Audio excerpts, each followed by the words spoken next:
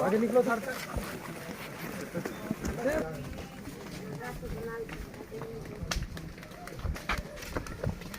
लड़का है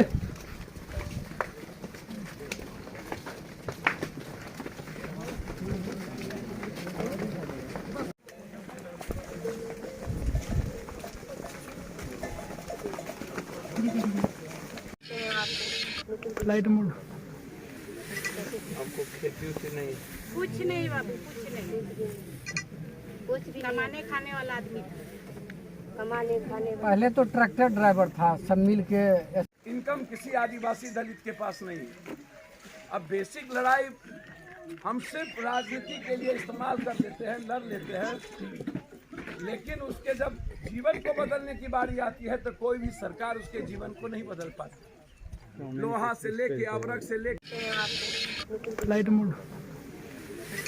हमको खेती उती नहीं, कुछ नहीं बाबू, कुछ नहीं, कुछ भी कमाने खाने वाला आदमी, कमाने खाने। पहले तो ट्रैक्टर ड्राइवर था, सब मिल के। क्लियर है भाई। कंप्लीट इस 14 करोड़ के बिहार में लोकतंत्र समाप्त हो चुकी है। न जनता का शासन है, न लोकतंत्र। संविधान कोलैप्स हो चुका है। न सत्ता पक्ष न विपक्ष, सब के सब मुर्दे। इस बिहार को चला रहा है या तो बालू माफिया, ड्रग्स माफिया, शराब माफिया, जमीन माफिया और टेंडर माफिया। अब पदाधिकारी नेता उसकी उंगली पर नाचते हैं। बिहार की पूरी गरीबी, उस पर चर्चा नहीं है। समाज सुधार का क्या होगा? जब रोजगार नहीं होगा तो समाज सुधार कहां से होगा? जब पीस नहीं होगा, लोगों की जिंदगी हिफाजत नहीं होगी तो समाज सुधार क्या?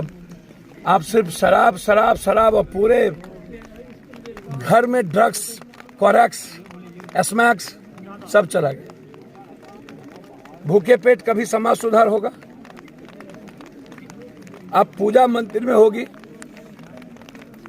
पूरा इलाका डरा हुआ है, समाज सुधार कर लीजिएगा।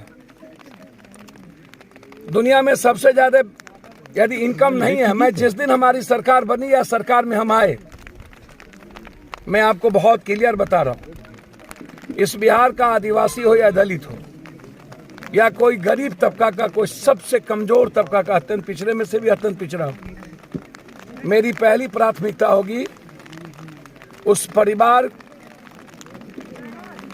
में एजुकेशन, हेल्थ,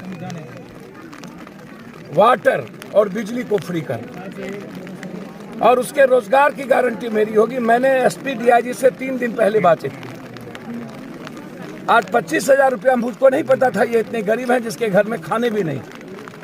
हमने मदद की है। दोनों बच्चों की पढ़ाई की व्यवस्था मेरे तरफ से होगी। एसपीडी ट्रायल का हम मांग कर चुके हैं, जरूरत होगा तो हाईकोर्ट जाएंगे। इस परिवार की सुरक्षा की मांग अभी हम एसपी साहब से करेंगे। इस गांव को हम गोद लेते हैं, यहाँ के विकास और इस गांव की सुरक्षा की जिम्मेदारी मेरी है। लड़ाई बिल्कुल आर पार है, डरने वाले नहीं हैं। हम चाहेंगे जो जनप्रतिनिधि हो या आम लोग हो, उसकी सुरक्षा की व्यवस्था। समाज सुधार से ज्यादा जरूरत है आम आदमी की सुरक्षा, आम आदमी की सुरक्षा, आम आदमी की मुस्कुराहट और उसकी रोजी रोटी। समाज सुधार से ज्यादा जरूरत है इन माफियाओं से, इन अपराधियों से बचाना। हम नक्सलियों से कहना चाहेंगे कि आपसे कोई दुश्मनी है, आप कुछ नहीं है,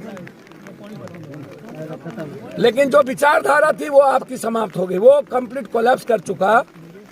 अब आप माफियाओं से और अन्य लोगों से मिलकर यदि सिर्फ लेवी का काम करेंगे, लेने का, और जो आइडियोलॉजी थी गरीबों की, आप लड़ना हो तो आप लड़िए ना दुनिया के उन बेईमान मंत्री संतरी से, नेताओं से, एमपी एमएलए से जो लूटता है, जिसके घर भरते हैं, जो जनता का टैक्स का पैसा लेता है, आप उससे लड़िए ना। कौन आपको रोकता है?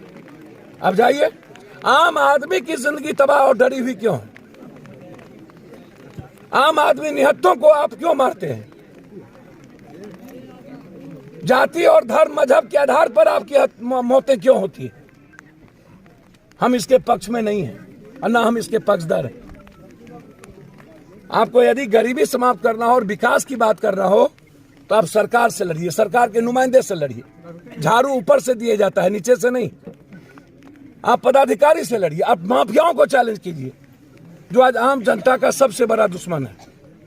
आप उससे तो लड़ेंगे नहीं, आप लड़ेंगे जनता से, ये ठीक नहीं है। हम इस गांव में इसलिए नहीं आए कि मुखिया जी की हत्या हुई, बगल में और जगह हत्या हुई, सारे मंत्री जाति के आधार पर गए, लेकिन यहाँ कोई आने की हिम्मत नहीं की। आखिर क्यों? क्या ये मुखिया नहीं थे? क्या यहाँ के पंचायत के लोग डरे हुए नहीं हैं? क्या ये सहमे हुए यहाँ नहीं है?